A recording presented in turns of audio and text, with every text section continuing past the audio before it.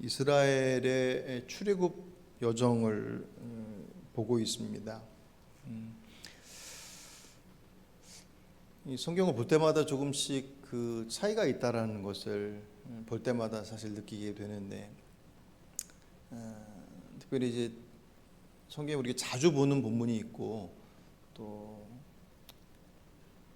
어쩌다가 한번 보는, 또 어떤 성경은 말 그대로 성경 통독을 해서 읽지 않으면 설교 단상에서 잘 선포되지 않는 말씀들도 사실 종종 있습니다. 근데 그런 것들은 논의하더라도 우리에게 주어진 그리고 익숙하게 이미 잘 알고 있다고 생각하는 성경의 본문들도 이렇게 읽다 보면, 또 말씀을 묵상하다 보면 그 이전과는 다르게 보여지는 것이 있고, 또 그것을 통해서 말씀하시는 부분들이 있음을 매번 고백하게 됩니다. 이스라엘 백성들에 대한 이해, 처음에는 사실 잘 이해 못했어요. 이렇게까지 라는 생각이 이스라엘 백성들에 대한 제가 가지고 있었던 그들에 대한 판단들이었습니다. 어떻게 그렇게 우리는 평생에 한 번도 경험해 볼까 말까 한, 아니 해보지도 못할 그런 온갖 기적과 이적들을 그 단기간 내에 그들이 눈앞에서 그들의 생사가 오가는 그런 절박한 상황 속에서 경험하고, 그로 인해서 생명이 연장되어지고, 연장되어지는 것뿐만 아니라 그 풍성함의 자리까지 가는 것을 그들이 스스로 누렸음에도 불구하고 어떻게 그렇게 빠르게 하나님께로 돌아서는 선택들을 할 수 있을까라는, 그래서 이 사람들 참 못됐다, 못됐다고 표현 가지고 좀 부족하죠. 그들의 됨됨이에 문제가 있다라고 생각을 했었습니다, 한동안. 근데 이 신앙의 여정들 속에서 거듭거듭 발견하게 되는 것은 그들의 모습과 우리의 모습, 나의 모습이 이렇게 차이 나지 않는다라는 것을 보게 됩니다. 물론 성경에서 표현되고 있는 사건들과 그들의 모습들, 노출되어진 모습들은 그전이나 지금이나 동일하지만 제 생각이 변하겠죠. 그들 안에 가지고 있을, 그냥 문자로 되어 있는 그 자리에 참석하고 있다라고 하는 그것이 그냥 그들의 존재가 그 자리에 덩그러니 그냥 앉아 있는 것이 아니라, 그들도 고민하고 또 한편에 있어서는 갈등하고 주저하는 그런 모습들 속에서 선택한 것이 그런 모습이었다. 어떻게 그렇게 생각하면 사실 더 좀 안타까워지기도 하고, 진짜 철없어서 아무것도 몰라서 말 그대로 그냥 아직 덜 돼서 그래서 그런 선택을 했다고 한다면, 그래 그러니까 그렇지 라고 생각해서 넘어가면 훨씬 더 편할 텐데, 만약 그들의 선택이 진짜 고민한 상태에서 내린 선택이라고 한다면 사실 우리들의 삶의 모습과 같이 그 교회를 같이 한다라고 하는 측면에 있어서는 적용점들이 비슷할 수 있어도 아마 더 한편에 있어서는 안타까움이 더 클 수밖에 없을 거예요. 출애굽기를 다시금 보면서 또 다른 그들의 모습들을 보게 됩니다. 뭐 이렇게 당당한지, 노예로 살아왔고 노예로 살게 될 인생들을 더 이상 노예가 아니라 자유인으로, 자유인 정도가 아니라 하나님의 백성으로서 그들을 택해 주시고 그들을 구원해 내신 그 하나님의 그 은혜가 그 기억에서 절대로 사라질 수 없을 만큼 아주 선명하고 선명함에도 불구하고 여전히 그들의 모습들은 더디 가고 있는, 물론 여러분, 신앙이라는 것이, 믿음이라는 것이 하나님과 인격적인 관계, 그리고 그 관계의 그 친밀성, 얼마만큼 그 신뢰도가 더 분명해지느냐에 따라서 그 믿음의 정도도 분명히 달라지죠.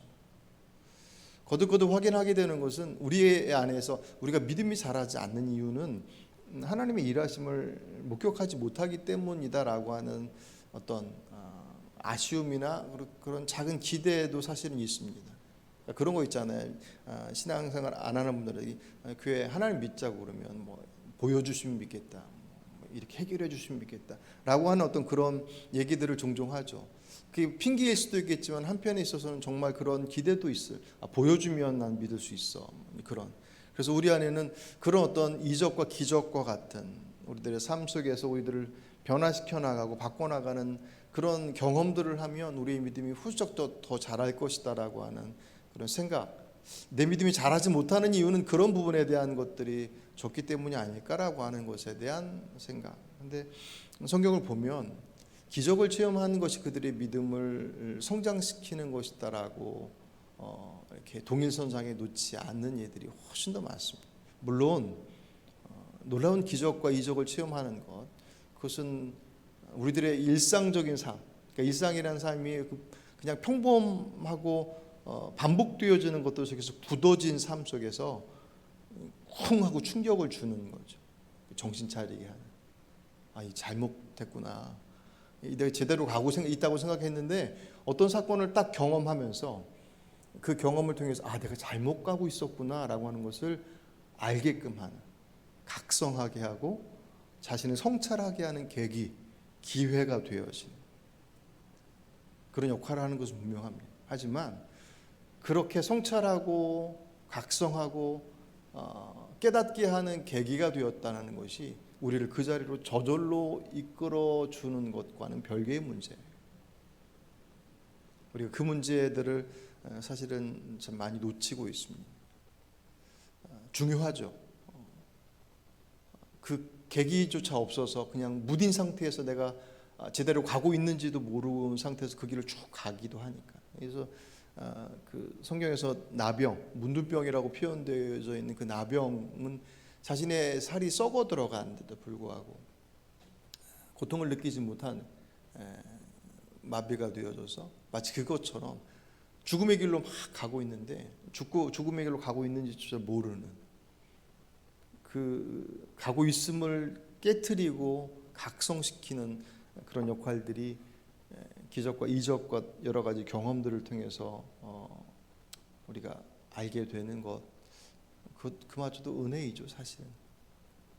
그렇게 보면 이스라엘 백성들의 모습들은 수많은 이적과 기적들을 경험했음에도 불구하고 그들의 믿음이 훌쩍훌쩍 크지 않는 모습들을 보여주므로 기적이 우리를 믿음의 자리로 저절로 이끌어주는 셔틀 같은 것이 아니라는 것을 증명해내는 가장 대표적인 예가 되었습니다. 그러니까 우리 안에 나의 믿음이 자라지 않은 이유가 이러저런 경험들이 없어서라기 때문이다라고 하는 생각들을 아예 접어두는 것이 우리들의 믿음이 건강하게 세워져 가는 데 있어서, 왜냐하면 끊임없이 그것을 추구하면 계속 쫓아다니거든요. 지금은 이제 그것마저도 사실은 식어져 버려서 예전에 집회하면 뭐 부흥 집회하면 자기네 교회에서 부흥 집회하는 것도 참석하는 것도 모자라서 남의 교회까지 가서 열심히 은혜 받으려고 뭐 하나님 만나고 싶어서 그런 어떤 열정과 그런 마음들이 있었던 그 시대, 지금은 그때의 모습이 말 그대로 그냥 옛 모습을 생각하는 것처럼 아득해져 버렸잖아요. 그런 상황 속에서 우리가 그때 그런 모습들 때문에라고 하는 어떤 그 목적과 그 이유가 그때 체험했던 이러저러한 것들이 우리들이 신앙을 건강하게 또 바르게 성장시키는 것이 아니라 그분의 말씀 앞에서 우리가 어떻게 서는 것이 우리의 믿음을 온전히 이끌어가는 길인지를 어떻게 보면 훨씬 더 그런 것들 없이 더 잘 볼 수 있는, 화려하지 않지만 대단한 변화와 대단한 어떤 이적과 기적의 모습들은 없지만 여전히 우리 일상의 삶 속에서 우리가 동행하시는 그분을 바라보는 것이 얼마나 중요한 것인지를 사실은 더 주목하게 하는 그런 역할들도 있기도 합니다. 어쨌든 이스라엘의 모습들을 보면서 두 가지를 주목해야 될 필요가 있어요. 그렇다고 해서 그들을 내버려 두고 그냥 어차피 신앙은 과정이니까 기다리다 보면 되겠지라고 뒷짐지고 멀리서 그냥 미소 짓고 바라볼 수만 있느냐 할 때 그렇지는 않거든요. 시간이 간다고 믿음이 자라는 것은 아니니까. 이미 이스라엘의 모습을 통해서 그들이 어떤 선택을 했는지에 따라서 그들이 어떤 결과를 낳았는지를 이미 성경을 통해서 우리는 알고 있기 때문에 두 가지를 주목할 필요가 있습니다. 하나는 하나님의 모습이에요. 큐티를 할 때나 말씀을 읽을 때나 말씀을 읽는 가장 중요한 목적은 성경에서 하나님께서 무엇라고 말씀하시느냐, 하나님의 모습이 어떤 모습인지, 그분께서 어떤 약속을 하셨고 그 약속을 어떻게 이루어 가시는지를 바라보면서 그것이 우리들에게도 이루어질 것이다라고 하는 기대를 갖고 기도를 하고 기다리는 거죠. 예. 그렇지 않으면 우리들의 상상의 나래가 우리들의 삶을 이리저리 재단해냅니다. 그래서 하나님의 일하심을 주목할 필요가 있습니다. 두 번째로는 이스라엘의 선택이에요. 결국 그들의 인생의 결과는 하나님께서 정해놓으신 운명론처럼 이쪽으로 가게 돼 있어라고 절대로 그렇지 않습니다. 주의 마음은 모든 이들이 구원받기를 원하시지만 이 땅의 모든 이들이 구원의 자리로 가지 못하는 것만으로도 분명해요. 모든 부모가 그 자녀가 잘 되기를 원하지만 모든 자녀들이 부모의 원대로 잘 되는 길을 선택하지 않아요. 그들의 선택이 그들의 삶을 만들어가는 그들의 역할과 그들의 몫이기 때문에, 그래서 이스라엘 백성들이 어떤 선택을 할 때 성공해, 소위 말하는 어떤 선택을 할 때 그들이 실패의 자리로 가는지, 그것이 대단히 중요한 관건이 되어지죠. 왜냐하면 하나님은 변함이 없으시니까. 그때의 하나님이나 지금의 하나님이나 그들의 하나님이나 우리의 하나님이나 우리를 바라보시는 그분의 마음은 변함이 없으시니까, 그죠? 차별이 없으시니까. 있다고 없다고, 잘났다고 못났다고, 많이 배웠다고 못 배웠다고 하나님께서 우리의 모습들에 대해서 차별을 두시느냐? 절대로 그렇지 않으시니까. 지난주에 말씀드렸던 것처럼 더 연약한 자녀들을 더 긍휼히 바라보시는 것이 하나님의 마음이죠. 그런 면에 있어서 내가 부족하기 때문에 주님께서 나를 외면하시나? 라고 하는 생각만큼 정말 쓸데없는 생각은 없습니다. 중요한 것은 저와 여러분이 어떤 선택을 이루느냐라고 하는 그 선택이 나의 모습을 만들어 가고 있다라고 하는 것에 대한 분명한 기준들을 가지고 말씀을 바라볼 때 그들의 선택이 그들만의 선택이 아니라 나는 그들처럼 됐을 때 어떤 선택을 했을까, 해왔나, 할까, 할 것인가 라고 하는 것들을 좀 더 실질적으로 바라보게 됩니다. 그렇지 않으면 아무리 이적과 기적의 현상들이 나타나도 그건 그들의 이야기고, 주님께서 아무리 큰 복을 주신다고 약속하셔도 그것은 그들만의 이야기지 나하고는 상관없는 이야기가 되더라는 거죠. 오늘 우리가 8절부터 읽었지만 장소가 르비딤이라고 하는 곳이에요. 그 르비딤이라는 곳에서 아말렉과의 전투를 배경으로 하고 있고, 결과론적으로 보면 꽤 괜찮은 결과를 낳았습니다. 근데 우리가 앞에서 읽지 않은 1절부터 7절까지의 내용은 또 다른 사건을 앞에 경험했고, 그 사건이 오늘 본문 아말렉과의 전투에 지대한 영향을 미쳤음을 알 수가 있습니다. 네, 1절부터 7절까지의 내용. 아이고. 얘는 죽여놔도 자꾸 얘기를 해요. 르비딤에서 그 1절부터 7절까지의 내용은 그곳에 도착해서 식순환에 먹을 물이 없어서 그들이 문제 앞에 딱 봉착했을 때 하나님께서 이스라엘 백성들에게 바위를 깨트려서 거기서 물을 주시는 사건. 모세가 반석을 그 지팡이, 홍해를 갈랐던 그 지팡이로 내리쳐서 그곳에서 물이 나와서 식순환에 물 없다고 우리 다 목말라 죽일 거냐고 그렇게 말하는 그들의 문제를 해결해 주셨다. 그 사건이 7절까지 나와 있어요. 근데 조금만 생각해 보면 상상을 좀 상상력을 이렇게 넓혀서 보면 과연 그 반석을 내리쳤을 때 거기서 물이 얼마 정도 나왔을까요? 기본적으로 이스라엘 백성들의 숫자가 가장 적게 보더라도 200만이라고 말씀드렸죠. 많으면 300만에서 더 많이, 가축까지 다 있고 그들이 식순환에 빠졌어요. 먹을 물이 없다고 하는 것에 대해서 그들이 원망을 넘어서 본문을 보시면 앞부분 보시면 그들이 모세를 돌로 칠 기세였다고 그랬습니다. 그 상황이 심상치 않은 상황이었습니다. 그들의 그 심상치 않은 상황을 단번에 제압할 만큼의 물이 그 반석을 통해서 그 광야에 예전에는 무리바에서는 무리바가 아니죠. 마사에서는 그들 안에 쓴 물이 단물이 되어지는, 그때는 그래도 물이라도 있었잖아요. 근데 지금 아무것도 없는 그 광야의 맨 바닥에서 바위가 쪼개지면서 물이 쏟아져 나오는데, 그 쏟아져 나오는 물이 수도꼭지 틀어서 나오는 물 정도 돼가지고 그들이 안심하고 진정이 됐겠느냐 할 때 그렇지 않았겠죠. 아마 모르긴 몰라도 폭포수 같은 물이 그 반석을 깨면서 쏟아져 나왔을 거예요.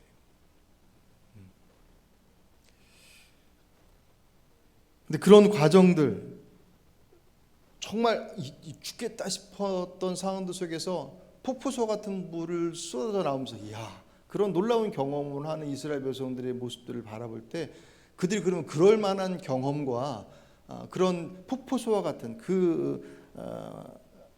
광야에서 돌이 깨지면서 그 놀라운 이적과 기적이 나타나는 것을 경험할 만큼, 그것을 누릴 만큼 그들이 하나님을 신뢰하고 그분에 대한 기대를 가지고 있었느냐 할 때, 앞에 1절부터 7절까지 모습은 정반대의 모습이에요. 오늘 우리가 8절부터 보셨지만 1절 잠깐 보시겠습니다. 1절, 2절 잠깐 보실까요? 1, 2절. 성경 찾으셨죠? 같이 읽어보죠. 이스라엘 자손의 온 회중이 여호와의 명령대로 신 광야에서 떠나 그 노정대로 행하여 르비딤의 장막을 쳤으나 백성이 마실 물이 없는지라. 백성이 모세와 다투어 이르되 우리에게 물을 주어 마시게 하라. 모세가 그들에게 이르되 너희가 어찌하여 나와 다투느냐, 너희가 어찌하여 여호와를 시험하느냐. 아멘. 이 다투다라고 하는 단어가 세번역에서는 대들다라고 하는 단어로 표현했어요. 물이 없어서 마실 물이 없는 것을 보고 모세에게 대들었다고 그랬습니다. 모세는 그들에게 왜 하나님을 시험하느냐라고 그들을 책망하고 있죠. 앞에서도 말씀드렸던 것처럼 기적과 이적이 사람을 변화시키는 것이 아니라는 것은, 그들이 그 앞에 경험했던 10가지의 애굽에서의 이적과 기적, 홍해를 건너고 그런 것들이 시간이 지났다고 쳐요. 오늘 보면 17장 바로 전 사건이 무엇을 기록하고 있냐면 만나의 이야기가 기록되어 있습니다. 그들이 가나안 땅에 들어가기 전까지 40년 동안 만나가 아침마다 안식일 날을 제외한 매일 동안 만나가 그 광야에 아침에 널려져 있었고, 그들이 아침에 먹을 만큼, 하루 동안 먹을 만큼 양껏 가지고 와서 아침, 점심, 저녁을 해결하는. 오늘 보면 그 무리바에 도착해서 물 없다고 난리를 치던 그날도 그 아침에 그들은 광야에서 만나를 거둬서 아침을 해결해.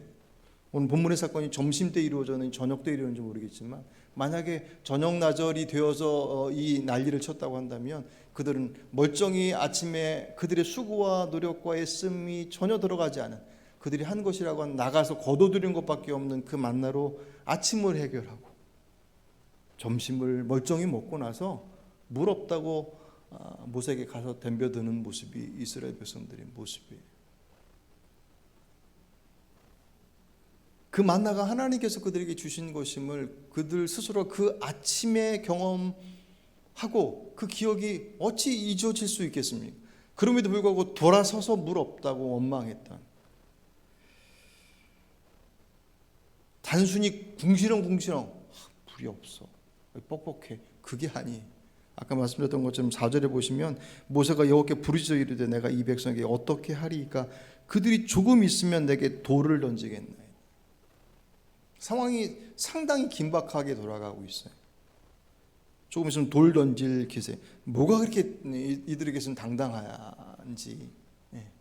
진짜 당당하잖아요. 뭐 맡겨놓은 거 찾아가는 것처럼. 그들의 입장에서 생각을 해봤어요. 뭐가 그렇게 당당할까? 아마 그들의 생각에 그런 마음이 있었을 거예요. 애굽에서 데리고 나왔으면 책임져야지. 앞에 전반부에 사실 그들이 그렇게 얘기하거든요. 당신들이 끌고 나와서 지금 여기서 우리 아이들과 가축과 우리들을 다 죽이려고 합니까? 라고 얘기합니다. 애굽에서 데리고 나왔습니다. 그러니까 정확히 얘기하면 데리고 나온 것도 아니고 본인들이 따라 나왔잖아요. 그리고 그 길이 죽음의 길이 아니라 생명의 길이고 더 이상 노예가 아닌 자유인의 하나님의 백성의 삶을 사는 것에 대한 원대한 꿈을 가지고 그 온갖 이적과 기적을 경험하면서 쫙 나갔는데, 아마도 그런 마음도 있었겠죠. 홍해를 건너면서 이제 앞으로 누리게 될 그 놀라운 일들, 아마 그들의 기대가 정말 컸을지도 몰라요. 그들의 기대만큼 되지 않은, 그것을 실망하는 것도 분명히 있겠죠. 어쨌든 데리고 나왔으면 책임을 져야 될 것 아닌가라고 하는 것에 대한 마음. 또 하나는 아마 그들도 참았을 거예요. 가지고 있던 물이 딱 떨어져서 이제 먹을 물이 없네, 어떡하지? 라고 당장 물 떨어짐에 그들이 곧바로 반응했다기보다는, 그럴 수도 있겠지만, 근데 아까 제가 서두에 말씀드렸던 것처럼 그들에 대한 이해를 조금 더 고민하고 보면 그들이 과연 우리가 생각하는 것처럼, 그냥 제가 편하게 생각하는 것처럼 물이 똑 떨어진 것 때문에 그들이 앞뒤도 돌아보지도 않고 물이 없어졌네 라고 하는 것 때문에 곧바로 모세에게 달려가서 덤벼들고 대들었느냐 할 때 그렇지는 않았을 거예요. 오히려 그것보다는 그들 나름대로 그 시간들을 기다리고, 지난번에 쓴물을 단물로 바꿔주셨던 경험을 했지 않느냐, 그러니까 어떻게 좀 해주시지 않겠나. 또 오늘 아침에 만나 여전히 변함없이 만나를 주셨잖아요. 어제도 주셨고 오늘도 주셨고 내일도 주시는 그 하나님인데, 여전히 그 하나님께서 우리들이 지금 목마른 그냥 목 막혀 그것이 아니라 물이 없어 죽겠다라고 얘기했다라는 것은 그 정도의 시간이 아마도 흘렀을 것이 훨씬 더 상식적인 반응들이겠죠. 그들 안에는 그런 마음이 있는 거죠. 우리도 할 만큼 했고 참을 만큼 참았는데 왜 안 주는 거예요? 이대로 죽는 거 아니에요? 라고 하는 그들의 그 마음. 언제까지 기다려요? 언제까지 참아야 돼? 이렇게 보면 우리하고 훨씬 더 가까워지죠. 나는 적어도 그들만큼 물 떨어졌다고 손바닥 뒤집듯이 하나님 뭔지 믿었냐는 듯이 아침에 만나 맛있게 잘 먹어놓고 나서 딱 돌아서서 왜 물 안 주냐고 원망하고 덤벼드는, 어떻게 보면 성격 이상자처럼 반응하는 그들의 모습이 아니라 그들도 우리처럼 나름 애쓰고 힘써서 이것도 해보고 저것도 해보고 기다려 볼 만큼 기다려 봤는데 왜 안 되는 거예요? 아마 그들의 그 마음들이, 그 기다림의 시간이 더 깊으면 깊을수록 그들의 반응은 훨씬 더 격했을 거예요. 우리가 그러는 것처럼. 왜 안 되는 건데? 그래서 결정적인 말씀이 사실 1절로부터 출발을 해요. 1절에 보시면 이스라엘 자손의 온 회중이 여호와의 명령대로 신광야에서 떠나 그 노정대로 행하여 르비딤의 장막을 쳤으나 백성이 마실 물이 없는지라. 거기 뭐라고 되어 있냐면 여호와의 명령대로. 하나님 말씀대로 했잖아요. 근데 왜 안 돼?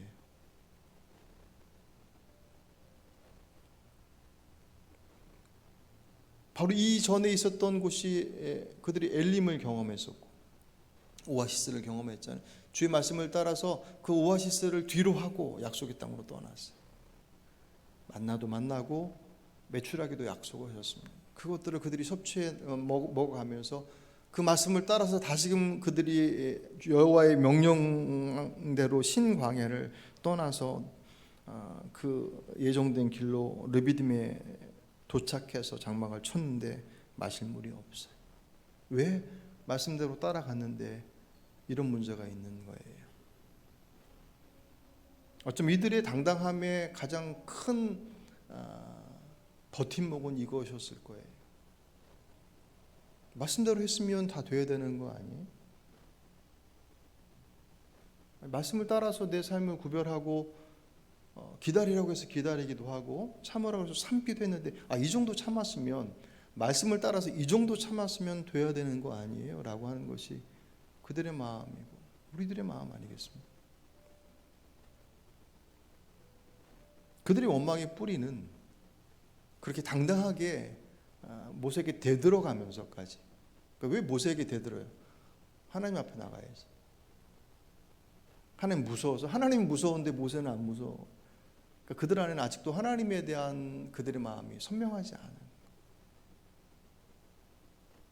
오늘 모세가 그들에게 뭐라고 그랬습니까? 하나님이 시험하지 말라. 그 시험하지 말라라고 할 때 그 시험하지 말라는 단어가 오늘 본문에서는 여호와께서 우리 중에 계신가 안 계신가라고 표현했지만 히브리 원어로 가면 그들의 무게가 어디에 있냐면 히브리 원어에서 이렇게 풀어낼 수 있습니다. 여호와께서 계시는가? 아마 여호와는요 계시지 않을 것이다. 계시나 안 계시나 그게 아니라 계시나 안 계신 것 같아 라고 하는 것이 그들의 그곳에서의 마음이었어요. 그러니까 모세한테 덤벼드는 거죠. 아직 여전히 그들은 하나님을 신뢰하지 못했습니다. 주님께서 그들에게 아직 이제 십계명을 받기 전에, 율법을 받기 전이기 때문에 아직 그들의 영적 수준이나 상태가 아직 그 단계에 오르지 못하는 것은 분명해요. 그래서 보시면 아시겠지만 주님께서 그들에게 책망하시는 모습이 없어요. 우리 같았으면 야, 니들 경험한 게 지금 얼마나인데 당장 오늘 아침에 만나 그렇게 가다가 배불리 먹어놓고서 그새 와서 또 불평하고 있냐라고 할 법도 한데 주님께서 한마디 말씀하지 않으시고 모세에게 가서 너 그때 그 광야 나오면서 홍해 앞에서 그 들었던 그 막 지팡이 있지, 그 들고 나와서 내리쳐라. 그 지팡이가 계속 등장해요. 하나님의 권세, 하나님의 능력, 하나님의 주권을 상징하는 거죠. 그건 모세의 능력도 아니고 누구의 능력도 아니고.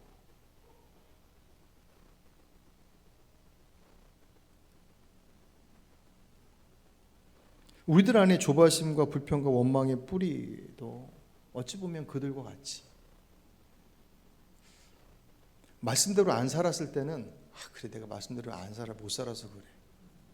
그런데 나름 할 만큼 했다고 생각했는데 내가 원하는 방향으로 뭔가 흘러가지 않을 때 대본에 드는 생각은 말씀대로 했는데 왜 안 되는 거예요. 그런 그 원망과 그런 표현 자체가 잘못됐다고 할 수는 없겠죠. 그렇게 반응할 수 있겠지만 그 고백, 그 반응과 그 원망의 자리, 정말 그분께서 나를 책임져 주시는 분으로서 믿고 있는 믿음으로부터 출발할 수 있는 내용일 수 있느냐 할 때 그럴 수 없다는 거죠. 여전히 그들에게 있어서 하나님은 능력은 있는데 그분이 나를 책임져 주실까라고 하는 것에 대한 여전히 물음표인 것입니다. 말씀대로 한다라는 것은 내가 충족한, 내가 이 말씀을 따랐기 때문에 내가 원하는 것을 얻어낼 수 있어라고 하는 도구로 절대로 전락할 수 없어요. 말씀대로라고 하는 것은 내 경험상, 내 기준상, 또 내가 알고 있는 지식과 그 모든 것들이 그분의 방식 앞에 맡겨지는 거예요. 그래서 시간이 필요하겠죠.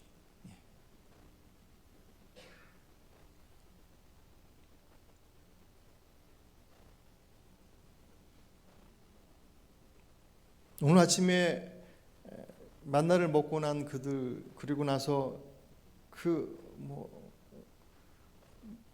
오후 낮울이 됐든 언제 됐든 그렇게 주님 앞에 모세에게 원망하며 섰던 그들에게 있어서 아침에 거둔 만나는 더 이상 감사와 은혜의 제목이 아니에요. 그들은 당연한 거예요. 당연할 수 없는 거잖아요. 오늘 우리들에게 있어서도 오늘 이 시간 우리가 멀쩡하게 이렇게 와서 예배하는 주님께서 우리에게 생명을 주심이 우리에게서는 이전에도 그렇게 해왔고 오늘도 그렇게 멀쩡히 있었고 내일도 그렇게 있을 것이다라고 하는 생각은 우리에게 있어서 그 매일매일의 생명 주심이 감사가 아니라 당연함으로 자리하죠. 그렇죠? 아마 이스라엘 백성도 그랬을 것입니다. 그렇게 보면 그들이 아침에 멀쩡하게 만나 먹고 와서 뒤돌아서서 무럽다고 난리를 치는 그 모습을 조금 더 이해할 수 있습니다. 잘했다는 게 아니라 그들의 모습 속에서 보여지는 그 한심함이 우리들 안에서 똑같이 반복되고 있지 않은지를 볼 수 있어야 하는 것 아니겠습니까? 말씀대로라고 하는 것은 우리들의 필요, 우리들의 생각, 우리들의 경험, 우리들의 기준까지 그분의 것에 맡기는 것에 있다.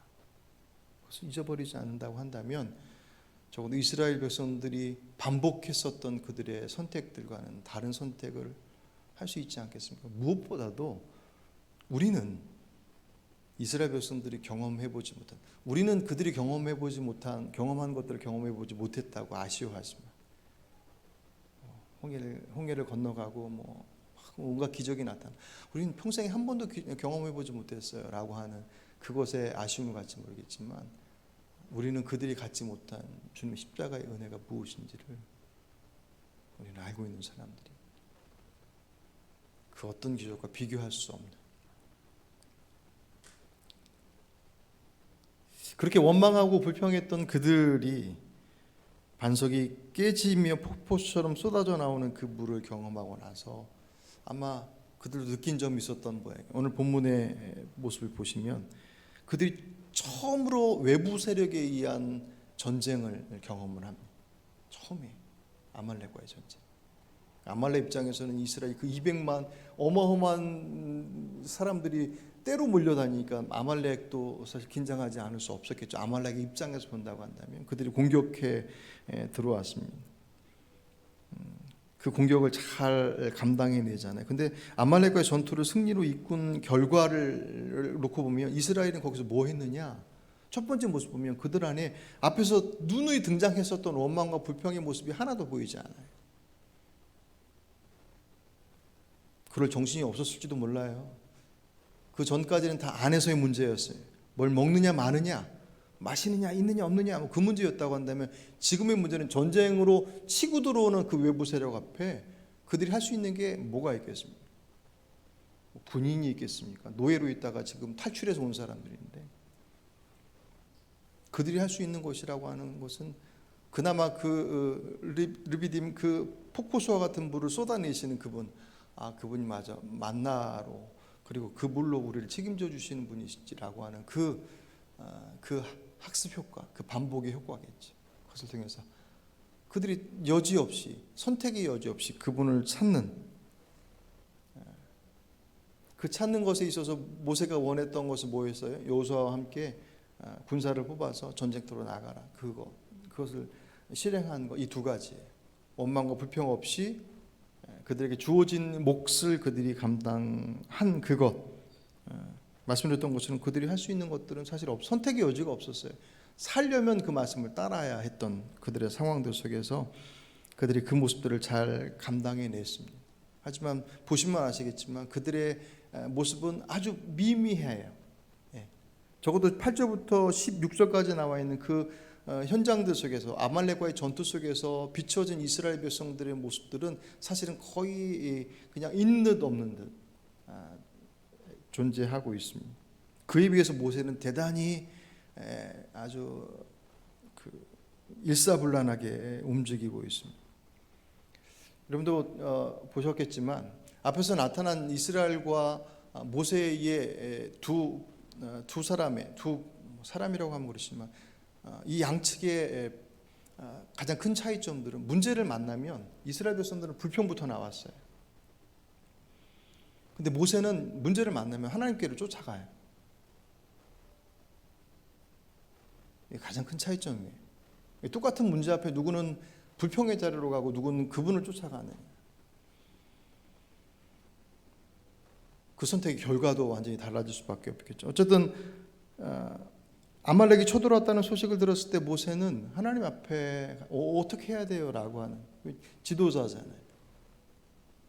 어떻게 해야 될지 그분 앞에 물었을 것이고 그분께서 그에게 답을 주셨던 것 같아요. 그렇지 않고서 모세가 아말렉과의 전쟁을 많이 경험해 본 장수도 아니고 80이 넘은 노인인데, 그가 예전에 40년 전에 이집트의 왕자였다면 그건 옛날 얘기고, 지금 그 노인이 돼서 자기 몸도 제대로 이끌지 못하는 그 몸인데, 그 몸을 가지고 전쟁터에서 어떻게 해야 되는지에 대한 그것을 어떻게 그렇게 일사불란하게 준비할 수 있었겠습니까? 아마도 주께서 그에게 그 행동들에 대한 것을 답을 주셨을 거라고 생각을 해요. 여호수아에게 사람들 뽑아서 전쟁터 나가라고 하고, 너하고 아론하고 훌은 언덕에 올라가서 대기해라. 모세의 지략이 아닌 것이 아니라, 모세의 지략이 아니라 모세의 순종이죠. 모세가 뭘 알아서 아론과 훌은 왜 데리고 올라갔겠습니까? 우리가 결과론적으로 보면 모세가 전쟁하고 있는 그 전쟁터 위 언덕에서 두 손을 이렇게 들고 있으면 전쟁이 이스라엘이 이기고 내려가면 아말렉이 이기고 하는 것을 모세가 무슨 미리 짐작하고 예견해서 양쪽에 둘 아론과 훌을 옆에다 대동해 놓고 팔 내려가면 붙잡고 있어라 그렇게 했겠습니까? 그게 무슨 의미가 있겠습니까? 만약 모세가 지략을 짰다고 한다면 그게 무슨 수신호로 해서 오른쪽이 들어가면 뭐 왼쪽을 공격해 뭐 그런 무슨 전쟁에 필요한 그 전투 상황 속에서 필요한 수신호나 전략과 관련되어진 것이라고 하면 모르겠지만 전혀 그런 문제가 아니잖아요. 전쟁터와는 전혀 상관없는 독립된 공간 속에서 독립된 일이 그 세 사람 안에서 이루어졌습니다. 모세의 지략이 절대로 아니에요. 모세의 순종일 뿐입니다. 이 본문은 아주 유명한 본문이죠. 전쟁 치열, 이 전쟁의 자리는 말 그대로 여호수아와 그 밑에서 전투를 벌이고 있는 이들은 목숨 걸고 전쟁하는 지금 전쟁터예요. 근데 그 장면이 성경에서는 최소화로 그냥 소개만 되어 있습니다. 모세의 손이 올라가면 이스라엘이 이기고 여호수아가 이기고 내려가면 아말렉이 이기더라. 뭐 그렇게만 표현되어 있지 그 안에서 생사가 오가는 전쟁터에서 목숨 걸고 싸우고 있는 그들의 모습들을 주목하지 않아요. 왜냐하면 이 전쟁은 그들이 가지고 있는 군사력, 그들이 가지고 있는 용맹성으로 결판되는 것이 아니라는 것을 애초에 말씀하고 있습니다. 전쟁의 승패는 어디서 결정났어요? 언덕에서 결정이 났어요. 모세의 능력이었느냐? 보시면 아시겠지만 모세가 두 팔 들고 나서 여러분 두 팔 이렇게 오래 들어보신 적 있으십니까? 학교에서 벌쓸 때 들어보는 거 외에는 학교에서 벌쓸 때도 안 들어봤는데 팔 드는 게 어려웠던 게 언제였냐면 찬양 예배 가면 이렇게 두 손 들고 찬양하잖아요. 한참 하다 보면 팔 아파요. 자연스럽게 한 손이 내려와요. 이 손 내려오고 가슴으로 가기도 하고. 두 팔을 들고 전쟁. 모세의 능력은 그 얼마나 오래인지 모르겠지만 우리가 옷 들고 있어도 팔 들고 있으면 어느 정도 지나면 힘들어서 팔이 내려오는 것처럼 80이 넘은 모세, 그 노인이 된 모세가 그 팔을 높이 들어 그 팔도 스스로 주체할 수 없을 만큼 내릴 수밖에 없는 것이 모세의 능력이에요. 이 전쟁도 모세의 능력으로 이긴 것이 아니에요. 아론과 훌 옆에 대동했을 때 그들이 그 내려오는 팔을 보면서 가만히 보니 팔이 내려오면 지고 팔이 올라가면 이기는 것을 그들이 아마 가만히 보니까는 눈에 보여서 돌 갖다가 앉혀놓고 양쪽에서 팔 붙잡고 있었다. 어떻게 보면 이 사건을 보면 이 사건의 이야기가 마치 그냥 말 그대로 무슨 만화의 한 장면처럼 밑에서 목숨 걸고 싸우고 있는 그 전투 현장들 속에서와는 전혀 동떨어진 또 다른 모습들을 전혀 상관없이 그리고 있는, 하지만 그 전쟁의 승패는 그 밑에서 목숨 걸고 싸우는 이들 때문에 결정된 것이 아니라 위에서 자신들의 능력, 자신의 그 어떤 것도 아닌 단지 그분께서 말씀하시는 것을 따라서 행하고 있는 그들의 행위에 따라서 결정되었다라고 하는 그것이 이 사건의 가장 중요한 핵심입니다. 아시겠지만 두 팔을 든다는 것은 기도를 상징하죠. 할 수 있는 게 뭐가 있겠습니까? 모세가 됐던 아론과 훌이 됐던 할 수 있는 건 전쟁터에 나가서 싸우는 것밖에 없는데 그들은 훈련 받은 군사들이 없었던 상황이었어요. 거기서는 답이 없었던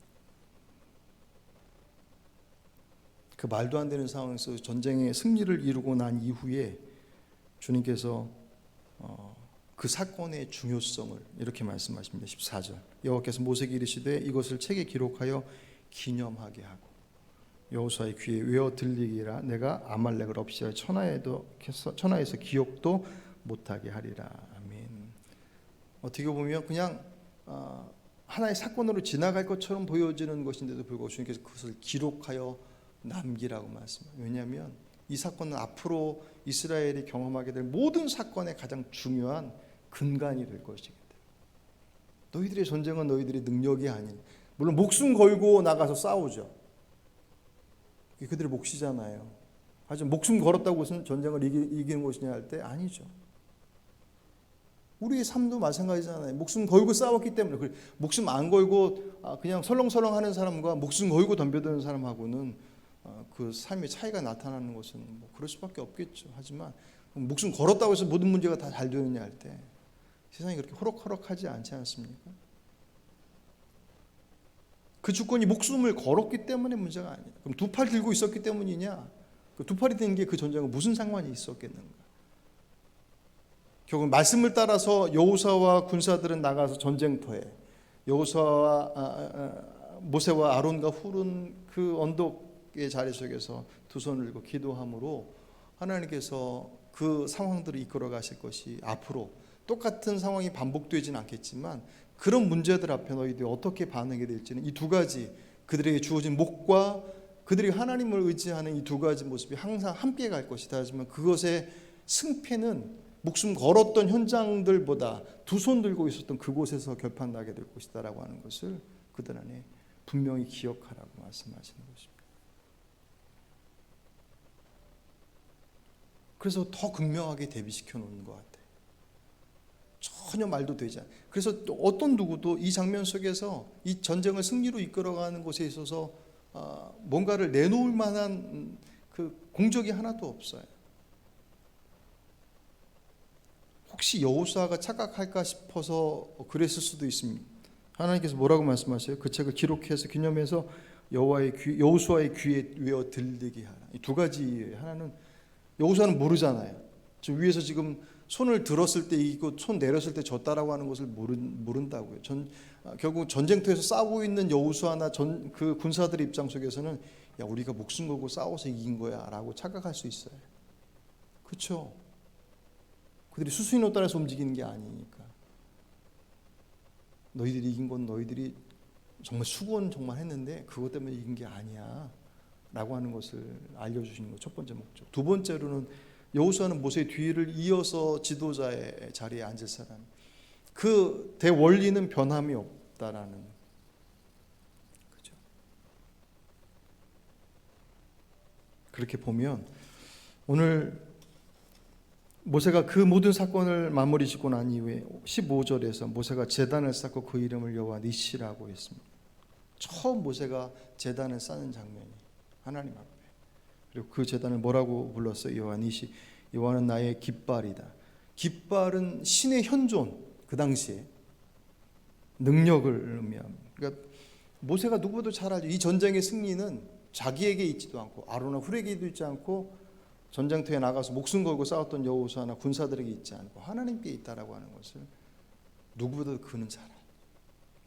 아론과 훌은 잘 몰랐을 수도 있어요. 모세는 그를 분명히 알고 있었기 때문에 그곳에 여호와 니시라고 하는 그 제단과 그 이름을 지음으로 그들이 기억하게 했습니다. 요새 와서 점점 더 우리들의 상황의 부분들을 풀어감에 있어서 늘 그래왔지만 우리가 어떤 선택과 결정을 할 것이냐라고 하는 것은 결국 우리들의 선택을 따라서 그 살아가는 방식과 내용들이 결정되어지니까 하나님께서 때로는 그 길을 막으시기도 하시고 열어놓기도 하시고 뭐 여러 가지 모습도 일하시겠지만 정말 주의 은혜라고 한다면 주께서 못하실 일이 뭐가 있겠습니까? 그런데 대부분의 일들은 정말 주님께서 우리들의 그분과 함께 어떤 선택을 할 것인가에 그 중심을 계속 붙잡고 계십니다. 그분과 함께 할 때 그분의 뜻 안에서 이루는 선택, 그분과 가까이 있음으로 하는 선택, 그 가까이 있음의 가장 중요한 표현이 기도함에 있습니다. 기도의 능력은 그분을 얼마큼 온전히 의지하고 있는가에 결정되어지는. 누누이 말씀드리는 것처럼 그 기도의 자리가 아닌 다른 곳은 결국 내 안에 그 기도의 자리 속에서 바라봐야 될 그 시간과 공간과 그 마음의 자리들을 그분의 자리가 아닌 다른 곳에서 다른 곳으로 채울 수밖에 없는 것이 우리들의 모습들이에요. 하나님과의 가까이 하지 않는 것은 하나님 죄송합니다. 저희들이 하나님을 떠나 있었습니다. 라고 주님 앞에 주님과 동행하지 못함에 대한 것들을 고백하기도 하겠지만 그것은 우리들 스스로가 생명의 길을 내려놓고 그 반대의 길로 간 선택을 한 것밖에 되지 않기 때문에 주님께서 그 기도를 들으시면 안타까워하실 거예요. 너희들이 나를 인정하지 않는구나라고 하는 그런 하나님의 능력에 대해서 믿지 않음에 대한 섭섭함이 아니라 나와 함께하는 것이 살 길인데 내 말에 귀 기울이고 내 방식을 따르는 것이 생명의 길인데 그 길을 벗어나가는 그 모습들을 바라보시는 주의 마음이 안타깝지 않으시겠습니까? 세상은 점점 더 변해갈 것입니다. 아니, 세상과는 상관없이 우리 각자가 안고 있는 삶의 문제는 다 달라요. 그죠? 다 달라요. 아무리 살기 좋다고 뭐 얘기하더라도 내가 죽겠으면 죽는 거예요. 그죠? 아무리 못 살겠다고 난리를 쳐도 나 우리 집 괜찮아 라고 하면 괜찮아. 그 삶의 요정들 속에서 저 여러분의 선택과 결정이 그분 없이 이루어지는 선택과 결정은 결국 우리를 생명의 길로 이끌어갈 수 없는, 주님께서 마음이 아주 좁아서 나하고 함께 나누지 않았어, 넌 안 돼, 그런 의미 속에서 주님께서 배제시키지 절대로 그렇게 하지 않으십니다. 네가 예전에 그랬으니 안 되겠다, 넌 좀 더 있다가 와, 그렇게 말씀하지 않으십니다. 우리 스스로가 그분 앞으로 나가지 않고 다른 선택들을 이루는 것만큼 그분과 함께 할 수 있는 우리들의 공간들이 점점 좁아질 수밖에 없어요. 무쪼록 코로나의 상황, 혹 여러분들이 코로나와 상관없이 안고 있는 여러분들의 개인적인 그런 문제들뿐만 아니라 이 땅 위에 이 아말렉과의 전투, 그것이 물리적으로 육체적 고통과 아픔이 수반되어지는 것일 수도 있겠고, 영적인 의미로 본다고 한다면 우리에게 있어서 하나님의 가치가 아닌 다른 것들로서 우리를 공격하고 있는 세속의 가치가 됐던 어떤 것이 됐던 그 모습들이 다가올 때 그 전쟁의 승리의 관건은 우리가 잘 준비하는 것으로부터 출발하는 것이 아니라 그분 앞에 서는 것으로부터 출발되어진다. 여러분의 삶의 자리를 늘 구별하시기를 힘쓰시길 바랍니다. 주님 어떻게 합니까? 라고 순간순간 그분 앞에 묻고 그분의 뜻을 구하는 거 중요한 자세이지만, 그것만 됐다고 한다면 예수님께서 굳이 새벽 미명 아래 그 삶의 자리를 구별하셔서 기도의 자리를 습관처럼 만드실 이유가 전혀 없어요. 그분이 뭐가 부족했어요? 여러분의 삶의 자리의 기도의 공간들을 구별하십시오. 모세와 아론과 훌이 그랬던 것처럼 그들이 할 수 있었던 것은 그분의 말씀을 따라서 그 길, 그 자리를, 그 공간을 그분의 뜻에 따라 맡겨드렸을 때 주께서 그 삶을 책임지셨던 그 은혜가 그들에게도, 오늘 저와 여러분에게도, 또 그렇게 살아가는 우리의 모습들을 바라보는 우리들의 아이들의 삶 속에서도 동일하게 적용될 수 있다라고 하는 것들을 기억하시고 그렇게 살아내시는 저 여러분 되시길 주의 이름으로 축복합니다.